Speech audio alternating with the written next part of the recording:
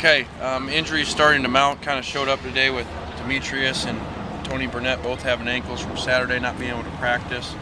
And then Dylan and Mark still out, unfortunately. We've left some other positions pretty thin. It's that time of spring when guys have to push through, and I'm sure numbers are down across the country, so it's good for guys. Because I think Saturday it showed up. Going out there and the weather being hotter than what we're used to, and it showed up. We were very fatigued. Guys didn't finish very well. The end of the film wasn't very good, and so in a way it was good to have that happen, so our players could see how far away we are. Will Dylan or Mark play on Saturday? I don't know. Very different scenarios. Dylan's more about just how well can he run on the ankle, and Mark's is about being able to pass a concussion test, which obviously he has not yet.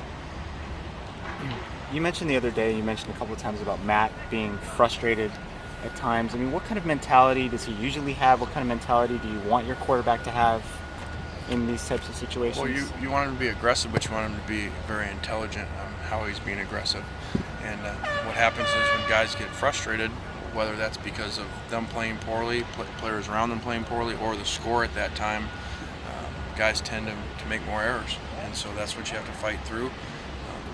He's had an issue with that since he's been here, and so it's something that we think we improved on last year from year one, and hopefully we'll improve on it in year three. And obviously it helps when those guys have a lot of weapons around them, because those guys make plays for them, and when things go better, you make less mistakes.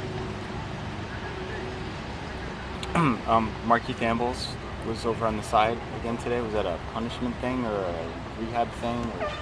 Yeah, no, there were two guys late this morning for meetings this morning, and so both of them ran. Thoughts on the scrimmage Saturday after watching the tape? Yeah, I'm really disappointed in our ability to finish and play really hard. The temperature was extremely hot, and I thought that we let that play a factor, which it shouldn't. We got to push through that.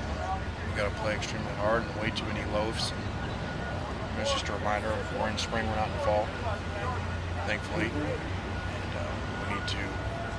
You're looking at I think 10 scholarship players that haven't practiced this spring. And so when you add the 24 coming in, that's 34 new scholarship players coming in. Not only does it obviously help your depth, it makes your practices better, but I think it makes your players better, because right now we have a number of guys that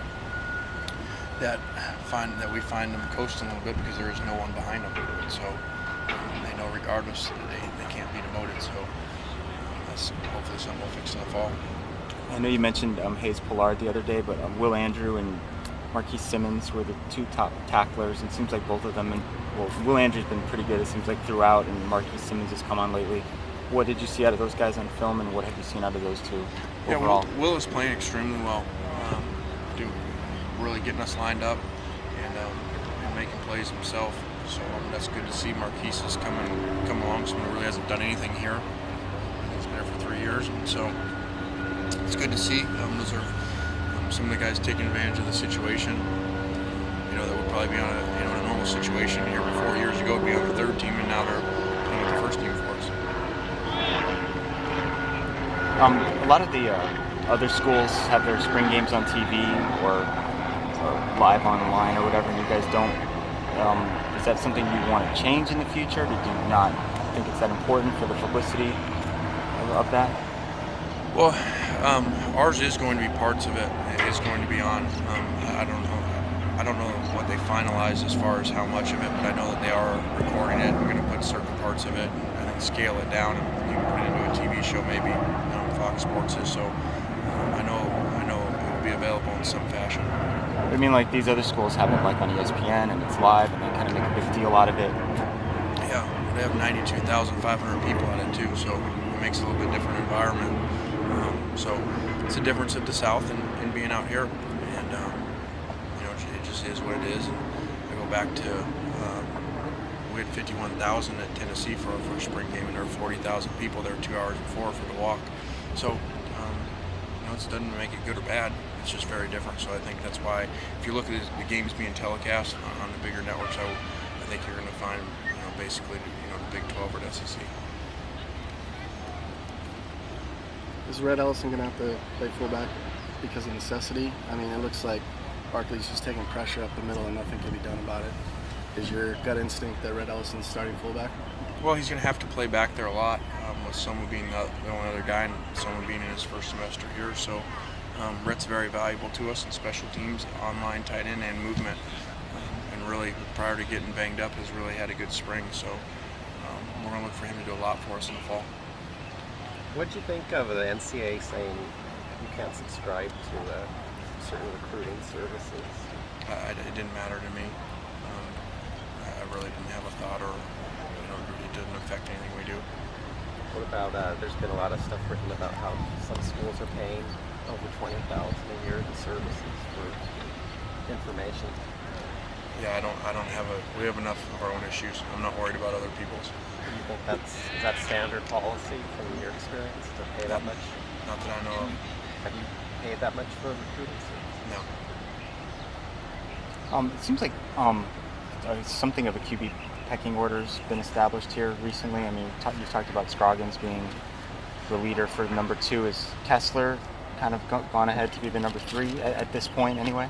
No, I think those guys, daily changed a little bit. Max will have a better day than Cody will, and I think they both have very strong futures here. It's great having them here. Obviously, because we'd only have 2 guys if we didn't have them, but because they still should be in high school. So, that's something that is extremely valuable in any situation, but especially in ours. Do you transition or change anything you do today and Thursday going into the scrimmage, or same as it's been the other 4 weeks? No, we need to continue to practice and continue to utilize all the time.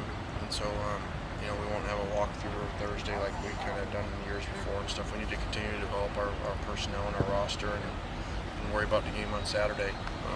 We do only have helmets Thursday, but that's just because you have to have certain days without pads.